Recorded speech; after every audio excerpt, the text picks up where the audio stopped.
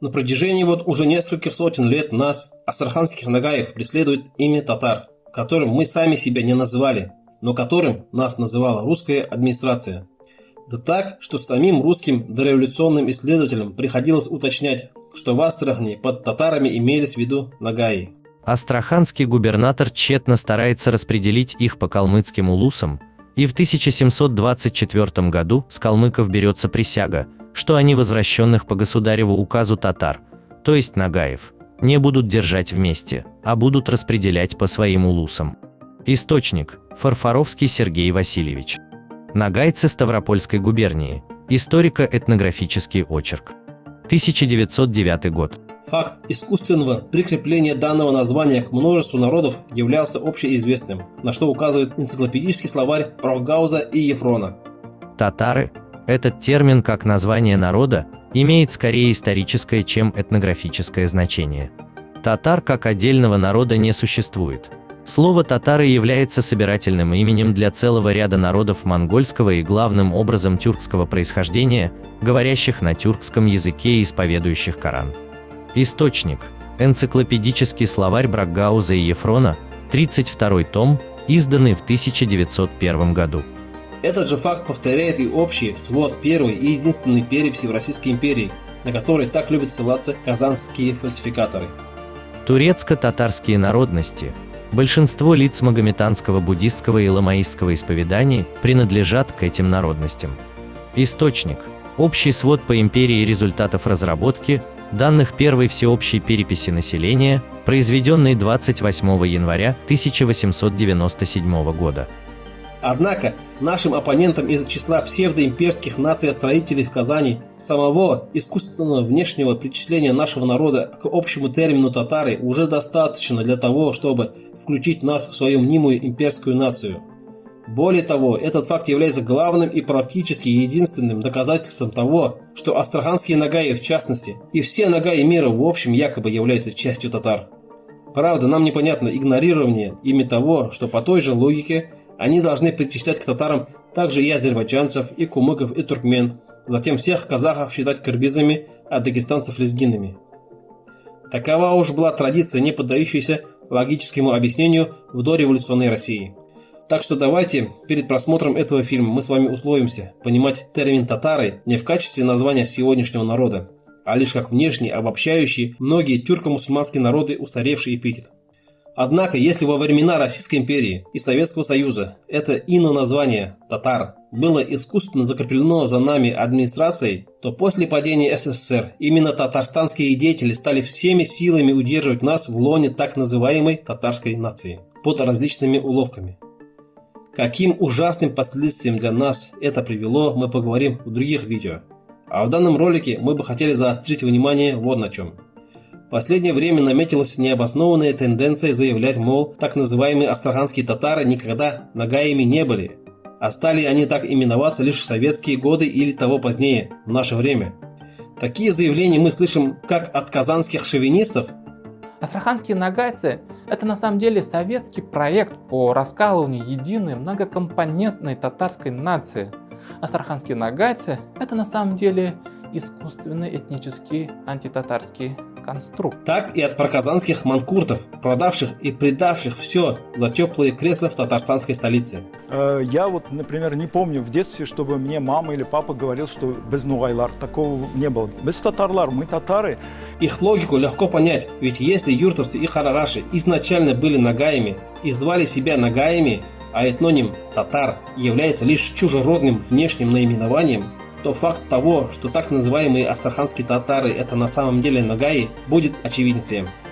Все вышеизложенное побудило нас выпустить цикл документальных фильмов, в которых мы бы рассмотрели дореволюционные, тюрко-мусульманские, советские и постсоветские источники, дабы узнать, кем были на самом деле и кем себя считали юртовцы, харагаши, утары и кундровцы, татарами или же все же нагаями.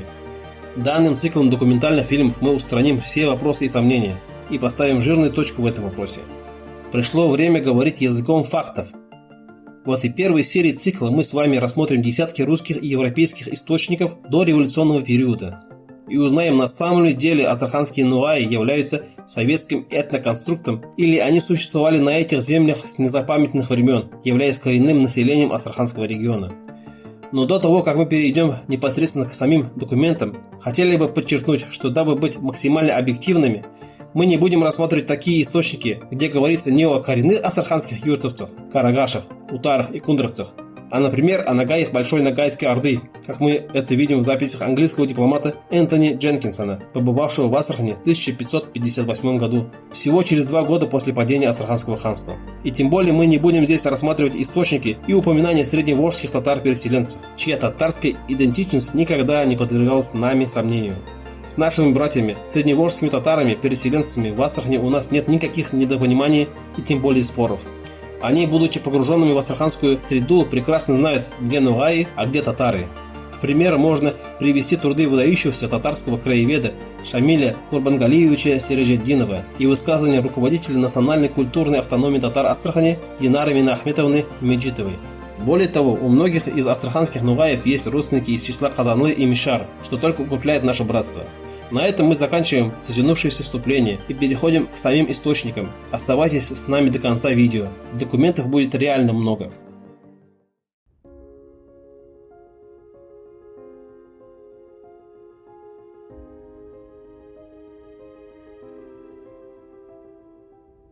Наконец, переходя к сути нашего фильма, мы начнем с одного из первых и ключевых упоминаний юртовских нугаев другим английским мореплавателем Кристофером Берроу, посетившим Астрахань в 1579-1581 годах. Данное упоминание относится к началу 1580 года. 26 февраля по случайной причине вспыхнул пожар в поселении ногайских татар в 3/4 мили от Астраханской крепости, называемым юртом. Пожар начался около 10 часов ночи и продолжался до полуночи. Половина селения сгорела и много скота погибло. Ногайцы, обитающие в этом поселении, вассалы русского царя. Говорят, что там живет мужчин, женщин и детей около 7000 человек. Источник. Уведомления и донесения о 6-м путешествии в страны Персии и Мидии компании английских купцов по открытию новых мест торговли. Собранные из отдельных писем за 1579, 1580 и 1581 года, писанных Христофером Берроу, служащим означенной компании, к своему дяде господину Уильяму Берроу. В данном источнике мы видим первое упоминание центрального селения юртовских нугаев, названного Юрт, которое сегодня известно как Тияк или Слобода-Сарев. Чтобы вы понимали, на момент написания этого сообщения в 1580 году не прошло и 30 лет после падения Астраханского ханства в 1556 году, а Тияк здесь уже указан как поселение местных коренных нугаев. Перейдем к архивным документам, среди которых выделяется отписка алатырских воевод о набеге на Алатырь ногайских татар за 1614 год. Мая в 12-й день писали вы на Алатырь к воеводам, к Петру Бутурлину, да к Семену Беклемишеву, да ко мне к Ивану, с Афанасием Прокофьевым. Что мая в 6-й день приехал к вам с Самары донской атаман Иван Анисимов сотоварищи, 7 человек, а в расспросе вам сказал: послал Девор Ивашка Заруцкой да Ногайской Иштерек князь, из Астрахани ногайских юртовских татар на Русь войною 1020, а Сарпу да ногайские люди перевезлись на Масляной неделе, и приходите да им на алатырские места. Источник. Акты исторические, собранные и изданные археографической комиссией в 1841 году. Дело номер 11 за 1614 год. Отписка алатырских воевод князя Черкасского и Фифилатьева к воеводам Адоевскому и Головину о набеге на Алатырь ногайских татар. Примечателен факт уточнения в тексте, что в набеге участвовали ногайские, юртовские татары, дабы различить их от нагаев Большой Ногайской Орды. То есть у российских воевод и чиновников не было сомнений, что так называемые юртовские татары – это нугаи. Архивные документы за 1633 год также подтверждают, что под так называемыми астраханскими татарами нужно понимать именно нугаев. Так, специалист по истории Золотой Орды и нугаев Вадим Винцерович Трепавлов обнаружил в Российском государственном архиве древних актов очень ценную переписку между властями Крымского ханства и Московии. Вадим Винцерович приводит выдержки из документов. В 1633 году крымцы выдвинули русской стороне претензии. Астраханские татаровя воюют, и многие стада отгоняют у ханских подданных. Московские гонцы отвечали на это: о которой нагайские татаровя учинились под царского величества высокою рукою в холопстве, и те вашему крымскому юрту никакого зла не учинят, то слово говорите затейное, то есть умышленно искаженное. Источник. Российский государственный архив древних актов. Фонд 123. Сношение России с Крымом. Дело номер 24. 1633 год. Цитируется по монографии Вадима Винцеровича Трепавлова «История Ногайской Орды». Третье издание исправленное и дополненное. Москва, 2020 год. Факт столь раннего упоминания и отождествления так называемых астраханских татар с нагаями должно отбить желание и впредь говорить, что юртцы – это якобы татары, а не нагаи. А мы двигаемся дальше вместе с немецким путешественником и исследователем Адамом Альярием, который, направляясь из Москвы в Персию, в составе немецкого посольства посетил Астрахань в 1636 году и оставил нам ценные записи, гравюры и карты. В своем труде «Описание путешествия в Московию и через Московию в Персию и обратно» он множество раз упоминает нагаев в Астрахани, а саму Астрахань и регион вокруг нашего города называет нагайской страной. В частности, одна из глав его книг так и называется «О стране нагайской и астраханской, а также жителях их». Там он пишет следующее. Ногайскою землею является страна, населенная ногайскими татарами. Она занимает область между реками Волгою и Иком вплоть до Каспийского моря. Главным городом здесь Астрахань, по имени которой иные называют и всю эту землю. Далее мы видим карту, составленную Адамом Альярием, на которой справа от Астрахани на левом берегу Волги видим надпись «Нагайя», то есть Ногайская страна. А западнее Астрахани надпись «Десертум Нагайкум», то есть Ногайская степь. Значит, Адам Альярий увидел вокруг Астрахани именно нагайские земли, населенные нагаями. В главе «Что случилось в Астрахани за время нашей остановки» Адам Альярий цитирует стихи, написанные одним из членов их посольства, где сказано буквально следующее. «На Волге Астрахань, пред нами ты предстала. Страна нагаев здесь вокруг тебя лежала. Столицей ты была татар нагайских встарь.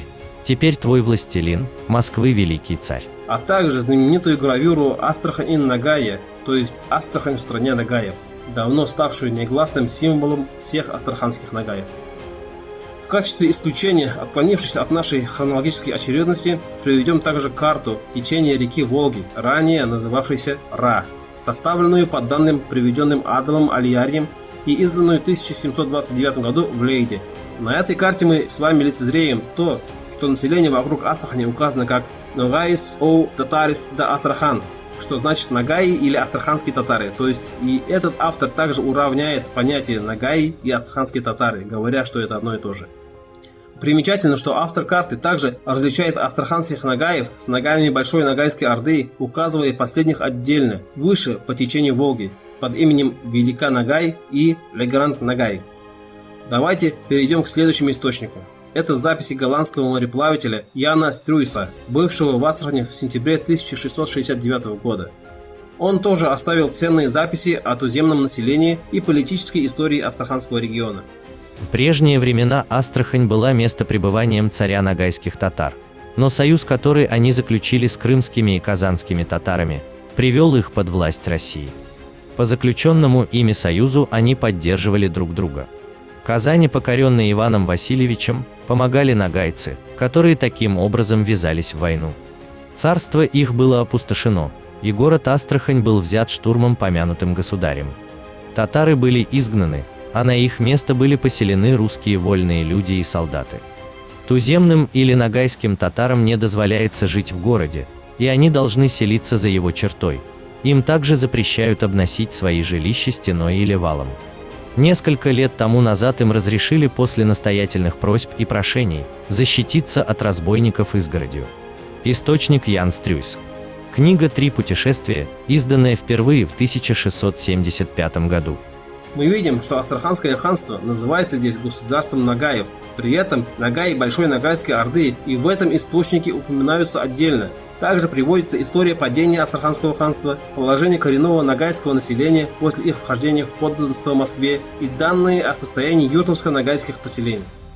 Расширяя географию источников, переходим к не менее ценному источнику, а именно к карте, составленной выдающимся французским картографом Гийомом де Лилем. Стоит отдельно остановиться на личности этого выдающегося картографа. Гийом де Лиль, член Парижской академии наук. Он первый ученый, получивший титул главный королевский географ во Франции. Он известен своим скрупулезным научным подходом к составлению географических карт своего времени. Он исправлял ошибки прежних карт и полностью переработал многие из них. Нас же интересует в частности карта Тартарии, которую Гийом де Лиль составил в 1706 году. В работе над ней ученый-картограф пользовался картой Николая Корнелия Вицина, составленной на основе русских чертежей 17 века, в том числе карты Сибири русского картографа Годунова, а также множеством других источников. Итак, взглянем на карту, а именно на регион Нижнего Поволжья. Здесь мы видим надпись «Рююм де Астрахан ле Ногай», что значит «Царство Астраханское, Ногайское». И вновь мы видим, что Астраханское ханство или Царство Астраханское считалось в основе ногайским, то есть коренным и титульным народом в нем указанный Ногаи. Следующий на очереди источник относится к 1728 году, когда российский военный деятель, немец Иоганн Густав Гербер, являвшийся к тому же географом и этнографом, по поручению начальства составил подробное описание Кавказского побережья Каспия от Астрахани до реки Куры с населявшими его народами, где о Ногаях писал следующее.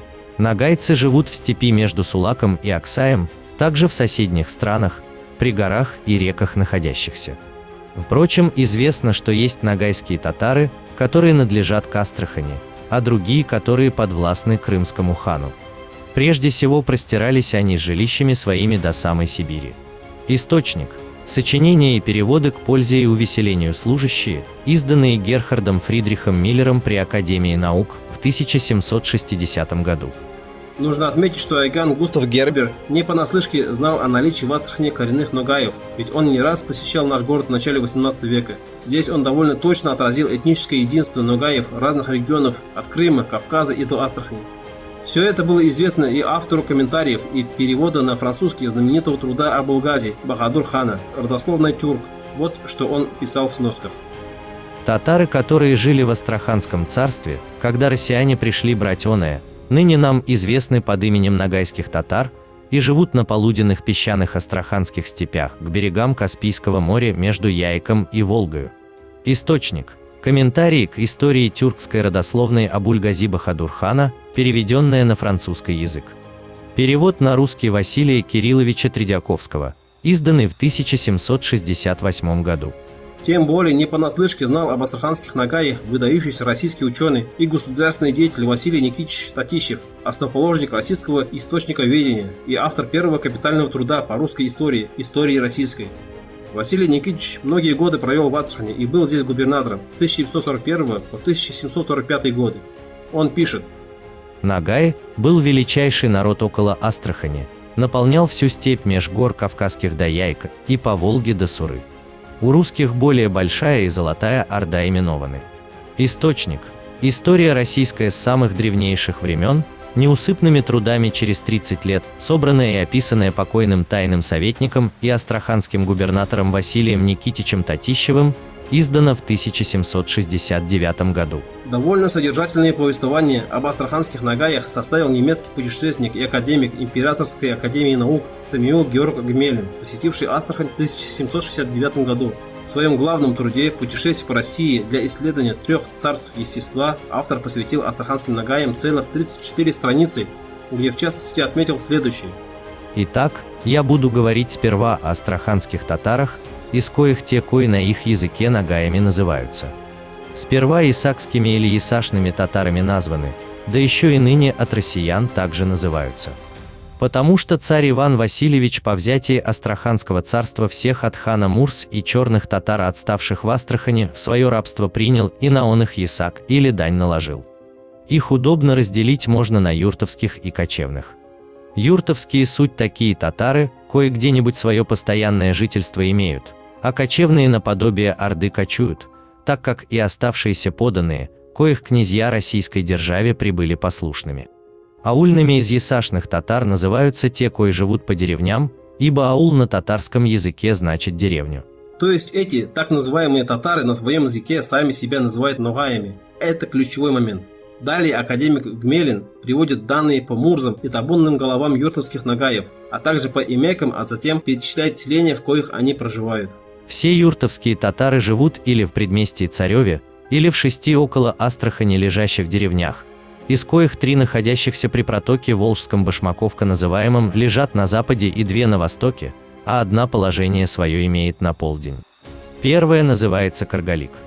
Она лежит на самом берегу Башмаковки, при стоке оной из Волги, в окружности своей имеет около версты, и живет в ней 20 семей. Вторая на другой стороне Башмаковки против первой лежащая называется Кизань. Она гораздо больше Каргалика, ибо в ней живет 200 семей, и кроме сего есть в ней еще 5 мечетей. Третья Малигуль, которая, несмотря на то, что в ней живет только не с большим 20 семей, расстояние занимает на 2 версты. Она лежит ниже Каргалика по помянутому берегу Башмаковки, и имеется в ней только одна мечеть. От Астрахани до 2 первых деревень считается 8, а до последней 10 верст. Первая на восток лежащая татарская слобода Буздамгуль называемая, стоит близ берега Балды, все другие величиною превосходят, и мне кажется, что она знаменитее и самого селения Царева. Другая находится в расстоянии 1 версты ниже помянутого Покровского монастыря и отстоит от первой на версту. В ней живет не с большим 50 семей, по-татарски она называется Кази, потому что посреди оной живет татарский первосвященник, а по-русски Машаик. На полдень лежащая татарская деревня находится на полуденном берегу Кутума, в 7 верстах от Астрахани. Она состоит из 20 семей, кои называют ее Джемине, а россияне 3 протоками, потому что в том месте 3 небольшие ручейки в Кутум впадают. Источник – Гмелин Самуил Георг. Путешествие по России для исследования 3 царств естества. Издано при Императорской академии наук в 1777 году. Итого автор перечислил следующие аулы юртовцев: Слободу Царев, Тияк, Каргалык, Каргали, Кызан, Башмаковка, Келенчи, Майликуль, Яксатова, Буздамгуль, Кулаковка, Каза аул, Машаик, Джамаль, 3 протока. То есть во всех них жили так называемые татары, кои на своем языке сами себя называют ногаями. Вообще, данный труд является очень ценным ранним источником для тех, кто хочет изучить историю родного края и своего народа. Во многом его данные повторяет немецкий путешественник и этнограф Иоганн Готлиб Георгий, также являющийся академиком Императорской академии наук и художеств. Процитируем его кратко. Подверженные российскому скипетру нагайцы суть астраханские татара. Они разделяются на юртовых аульных и кочевых татар. Первые живут в самой Астрахани, остальные в 6 деревнях около Астрахани, а кочевые странствуют около Каспийского моря, поблизости дороги в Кизляр. Источник – описание всех в российском государстве обитающих народов. Часть 2. О народах татарского племени. Издано в 1776 году. То есть юртовцев исследователь делит на 2 части. Это те, кто живет в самой Астрахани, имеется в виду слобода Тияк, и те, кто живет в 6 аулах вокруг Астрахани, коих он называет аульными. Под кочевыми здесь стоит понимать утар Ногаев. Наш пытливый зритель заметит, что мы уже упомянули источники про юртовцев и утар, а про кундровцев и харагашей отдельно еще не говорили. И будто бы именно для вас в 1797 году о них написал граф Ян Потоцкий, польский и российский путешественник и исследователь, почетный член Императорской академии наук. Для нас приготовлена была палатка. Я разговаривал в ней с Бегалием, кундурским мулою. Для нагайца он весьма учен и, что еще реже, желает научиться более. Ему сказывали, что у меня есть турецкая грамматика. Ему очень хотелось ее видеть. Мы много говорили об истории кундурцев. Они настоящие нагайцы, но приняли обычай жить в гирах калмыцких, отчего аул их не походит на другие татарские аулы. Зимою они живут в домах близ Красноярска. Источник – путешествие Яна Потоцкого в Астрахани и окрестные страны в 1797 году. И вот, наконец, мы переходим из века 18 в 19 столетие, где нас встречает рукописная историческая карта России со времен изгнания татар или с 1462 по 1811 год. Работа над которой начата была в 1809 году, окончена в 1811. На карте цветовыми фонами выделены территории и подписанные проживающие на них народности, присоединенные к России в различные исторические периоды до 1811 года. На территории Астраханского царства на обоих берегах Волги указаны нагайцы. А дипломат и исследователь Александр Леонардович Ходько, записавший в 1830 году эпос «Эдыгея» у юртовского Нуая и издавший его на английском языке, писал следующее.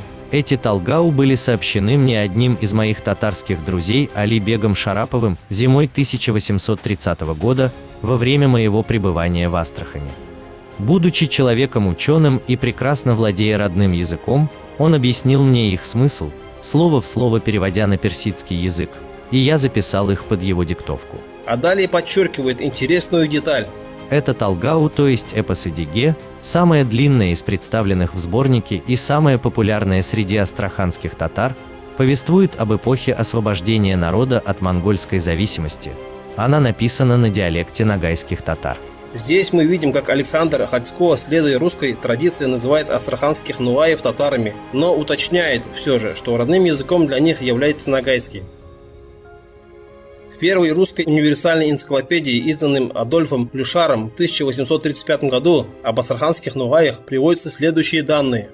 Татары астраханские, природные жители этой страны, происхождения ногайского. Они известны под следующими наименованиями. Татары юртовские, частью живущие в пригородных слободах, но более по деревням в Астраханском уезде. Татары емешные. От слова емек, то есть кормовые или рабочие, суть потомки пленных, взятых татарами астраханскими в войнах с соседями. Они жили и теперь живут на землях, жалованных табунным головам и мурзам, которым за это услуживают в их хозяйстве, более по обычаю, нежели по непременному долгу и принуждению. Ими управляют теперь 8 табунных голов и 4 мурзы, которые заведуют их хозяйством, разбирают маловажные ссоры и собирают деньги на земские повинности.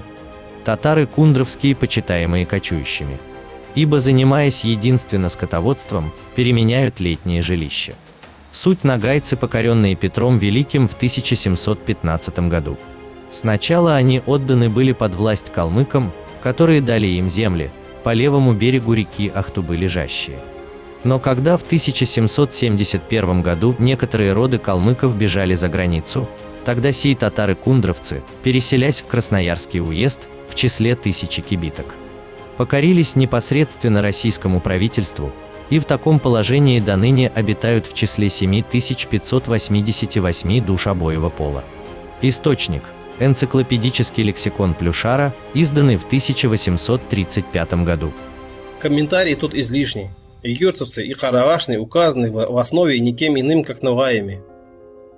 Русский дворянин Николай Иванович Павлищев, являющийся историком и высокопоставленным чиновником Российской империи, в 1845 году выпустил исторический атлас России в качестве учебного пособия для военных учебных заведений.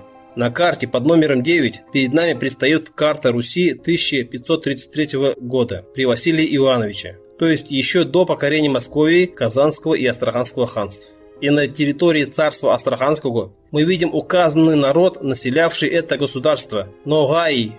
Особенно примечательно, что восточнее Астраханского ханства указана Ногайская Орда, то есть картограф ничего не напутал, он отдельно указал Ногаев Астраханского ханства и отдельно Ногайскую Орду. Астраханская пресса тех лет также подтверждает нашу ногайскую идентичность. Астраханские татары. Татары составляют весьма многочисленный класс астраханских жителей. Их считается ныне более 10 тысяч, и все они обитают, исключая 2 селений в Черноярском уезде, в Астрахани и в окрестных ее 16 селениях, из коих 3 протоки есть местопребывание их казия, главы магометанского закона в Астрахани. Юртовских татар, как потомки прежних населенцев Астрахани, происходящих от ногайцев, должно почесть главнейшими и коренными из всего народа. Мурзам, табунным головам и другим владельцам из всего племени подарены были в прежние времена утюги и рыбные промыслы по реке Волге, но в 1704 году от них отобраны по указу государя-императора Петра I. К ним причислены эмешные татары, так называемые от слова «эмек», то есть кормовые или рабочие. Они суть потомки пленных, взяты татарами астраханскими в войнах с соседями. Кочевые татары, суть частицы юртовских, не оставляя своего коренного обычая, обитают по мочагам Астраханского уезда в числе более 100 кибиток. Источник газета «Астраханские губернские ведомости», номер 33 за 1850 год. О таком же положении свидетельствует и русский этнограф, историк Павел Иванович Небольсин по результатам организованной Русским географическим обществом командировки в Нижнее Поволжье. Юртовские татары составляют особый отдел государственных крестьян, обитающих в низовой стороне. Сами себя они называют нагаями и считаются потомками золотоордынских нагаев, первых основателей Астрахани. Слово «юрт» у здешних татар вообще значит «место». А потому выражение «юртовские татары» значит просто «местные татары». Население это распределено в окрестностях Астрахани таким образом: Слобода, Царево или Тиек, юго-западное предместье Астрахани. Селение: Зацарево, Каргала, Каргалик или Каргалинская, Казан или Башмаковка, Яксат или Майлигуль, Осыпной Бугор, Семиковская, Кулакова или Буздамгуль, Джемине или Трехпротоцкая, Машаик или Машаик, Киличи, Бобровская и Саульская под общим названием Таволганского или Тулуганского, Биштюбя или Биштубинская, Солянка. К последнему селению приписано еще около 100 кибиток, именно 688 душ мужского и 524 женского пола, зиму и лето кочующих в так называемых мочегах. То есть в северо-западном топком и густо поросшем камышами прибрежье Каспийского моря, по линейному тракту, в окрестностях станции Алабукской и Терниковской. Тут юртовские татары кочевали еще во времена царя Алексея Михайловича. За исключением сих последних, все юртовцы ведут жизнь с давних времен оседлую в своих селениях. Только тулуганские жители с весны отправляются в кочевку на земли кундровских татар по той необходимой и настоятельной надобности, что все их селение совершенно заливается весенними разливами Волги. Татары, живущие селениями, называются в противоположность кочевым аульными. Итак, Павел Иванович сообщает, что юртовцы сами себя называют нугаями и считаются потомками золотоордынских нагаев. Также мы узнали, что под юртовскими нагаями Небольсин имеет в виду как самих юртовцев, так и утар, которых указал как кочующих мочагах, а также кундровцев-тулугановцев. Далее этот выдающийся русский исследователь сообщает: Нагай, предки юртовских татар, стали кочевать в летнее время по реке Уралу и только изредка заходили на Эмбу. В низовьях Урала была укрепленная ставка другой отрасли нагаев, эта ставка Орда или Сарай называлась Сарайчик. Юртовцы не были подвластны Сарайчику, так же как не были они подвластны и Казани. Хотя нельзя не сказать, что и казанские татары, и сарайчиковцы делали на них нападения и разными вымогательствами заставляли их платить себе дань в то или в другое место. Берега реки Урала и иногда Эмбы были летним кочевьем юртовских татар. На зиму они подкочевывали к Волге, где на луговой стороне выстроили себе маленькое укрепление. То есть вновь мы видим подчеркивание, что никакой путаницы не произошло, и под юртовскими нугаями имеются в виду не нугаи Большой Ногайской Орды, а именно Астраханского ханства. Но при этом Павел Иванович сообщает интересные сведения о том, что юртовцы на лето уходили глубоко на восток, а значит кочевали параллельно и мирно вместе с нагаями собственно Ногайской Орды. Давайте теперь посмотрим, что этот источник говорит о караашах. Кундровские татары зиму проводят по примеру оседлых жителей в двух обширных селениях Красноярского уезда, Сиитовке и Хожетаевке, на реке Ахтубе и на протоке или рукаве ее, речке Берекет, выходящей из Ахтубы и в Ахтубу же впадающей. Кундровские татары сами себя называют карагаш. Проименование это объясняют они тем, что между двумя предводителями одной отрасли нагаев, Мирзами Касаями, зятем и тестем, произошли разные несогласия, и молодой Касай откочевал от своего племени. С подведомственными ему поколениями, с реки Кубани из окрестностей Бештау, Пятигорья, в соседние Краси и леса, изобилующие известного рода породою дерев Караагач, Черный лес. Имя это они и усвоили себе от долговременного здесь пребывания. Вероятность такого отделения может иметь подтверждение в том, что под Бештау, у тамошних беймурзинских нагайцев, поныне есть семьи родственные кундровцам. Источник: Очерки Волжского низовья, 1852 год. Далее Павел Иванович Небольсин приводит детальную историю поселения карагаш-нугаев на Ахтубе в пику тем казанским фальсификаторам, что пытается выставить их некими алтайцами-карагасцами. Вообще, данный труд является очень подробным описанием устройства, истории и быта астраханских ногаев, так что советуем с ним ознакомиться подробнее тем, кто хочет исследовать эту тему. Известный венгерский востоковед и путешественник Армении Вамбери, посетивший Хиву в 1863 году, в своем путешествии в Среднюю Азию, говоря о торговых связях Хивенского ханства, зафиксировал следующее. Основная торговля ведется с Россией. Караваны, состоящие из 1-2 тысяч верблюдов, отправляются весной в Оренбург, а осенью в Астрахань, перевозя хлопок, шелк, шкуры, шубы для ногайских татар. Источник. Книга «Путешествие по Средней Азии», издана в 1864 году. Здесь мы видим, что этот автор также свидетельствует о том, что в Астрахани живут именно ногаи. Давайте теперь переместимся в 1871 год. В Государственном архиве Астраханской области в фонде 1120, опись 1, дело номер 3, находится папка с метрическими записями мечети номер 2, то есть белой мечети города Астрахани, открыв которую мы видим следующую надпись на 7-м листе. Номер 2. Книга. В городе Астрахань. Юртовской Ногай Мурзы Уралы Урусова. Он им выстроена. На 1871 год. Данная запись является очень ценной, так как, во-первых, она идентифицирует юртовского Мурзу Уралы Урусова в качестве ногая. Во-вторых, она раскрывает имя первого строителя Белой мечети. В 1887 году врач Александр Петрович Делингер, родившийся и проживавший практически всю свою жизнь в Астрахани, в своей диссертации на степень доктора медицинских наук в вопросе самоидентификации юртовцев повторяет те данные, что были опубликованы ранее.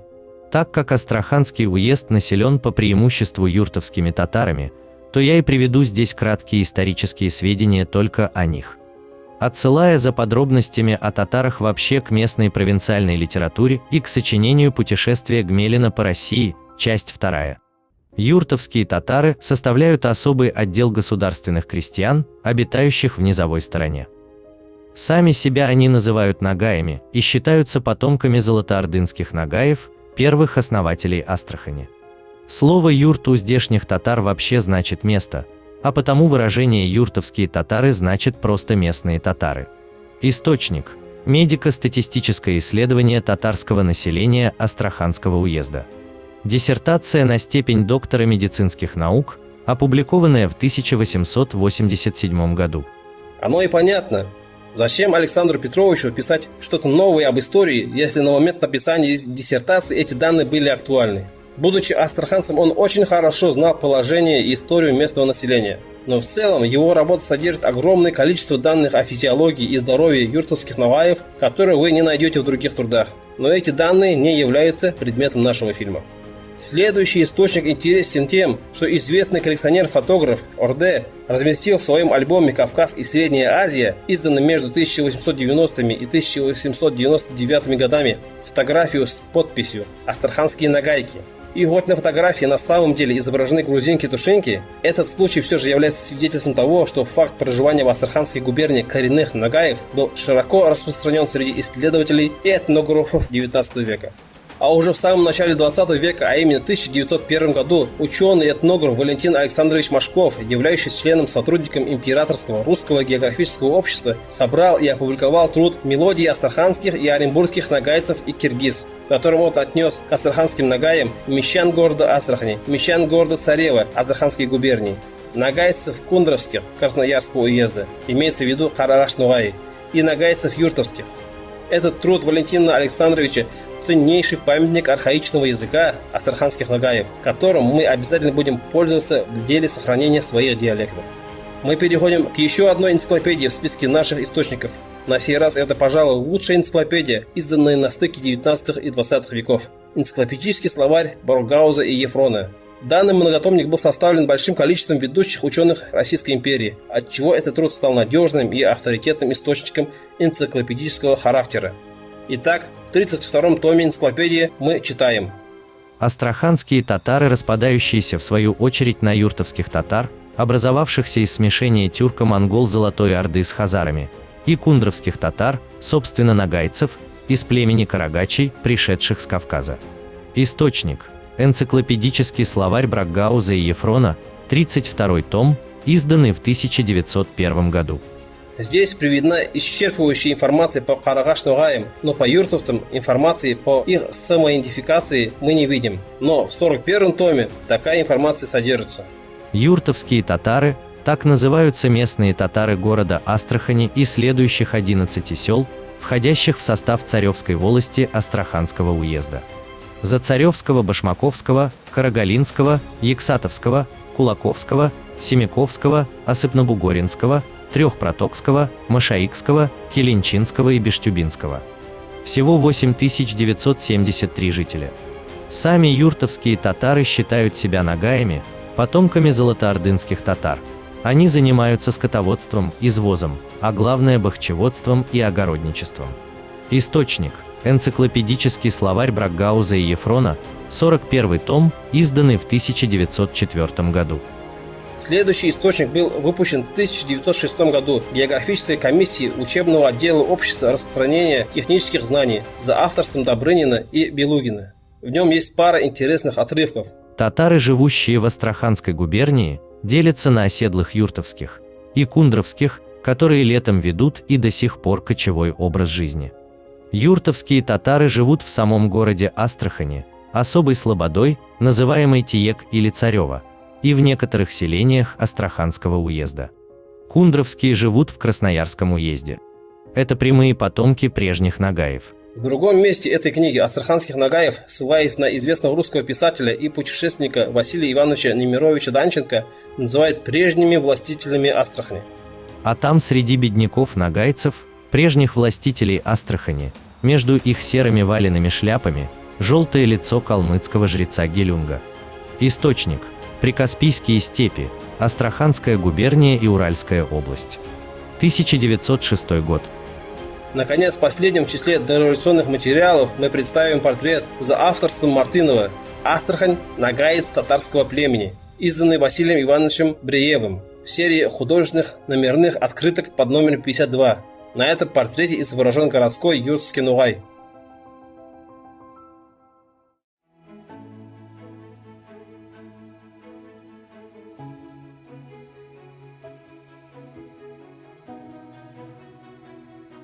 Друзья, сегодня вы увидели более 20 источников из числа архивных документов, книг, карт, газет и даже открыток, относящихся к периоду с конца 16 века до начала 20-го. Это 4 столетия. Все эти источники подтверждают, что, во-первых, население Астраханского ханства идентифицировалось исследователями как нагайское. Во-вторых, юртовцы, карагаши, утары и кундровцы сами себя всегда идентифицировали как нагаев. В-третьих, нагайская идентичность коренного населения Астрахани в лице юртовцев, карагаши, утар и кундровцев была широко известна в дореволюционную эпоху. Более того, есть множество документов, которые мы не привели здесь только потому, что из них нельзя было сделать однозначный вывод, что там говорится именно о юртовцах, карагашах, утарах либо кундровцах, а не о других субэтносах нагайской нации. Мы постарались выбрать предельно четкие и узконаправленные доказательства исключительно по указанным группам нашего народа. Надеемся, что, включив этот фильм, вы как минимум пополнили свои знания, а может устранили какие-то свои сомнения, или даже полностью пересмотрели свои взгляды, и теперь думайте, что можете сделать для нас взамен. В ходе подготовки данного видео мы изучили сотни книг и документов, проведя продолжительное время в архивах и библиотеках. Если вы представите, сколько сил и времени уходит на подобные исследования, то поймете, почему подобные фактологические материалы выходят очень редко. Мы считаем, что такая деятельность важна для народа, важна для всех нас. Если вы считаете так же, то не стесняйтесь подписаться на наш канал, поставьте лайк и поделитесь этим видео где только можете, в сообществе в WhatsApp, ВКонтакте и Фейсбуке, а также в личных сообщениях как можно большему количеству людей. Это единственная поддержка, о которой мы вас просим, и это абсолютно бесплатно. На сегодня у нас все. А в следующем фильме из данного цикла мы рассмотрим тюрко-мусульманские источники об идентичности юртовцев, карагашей, утар и кундровцев.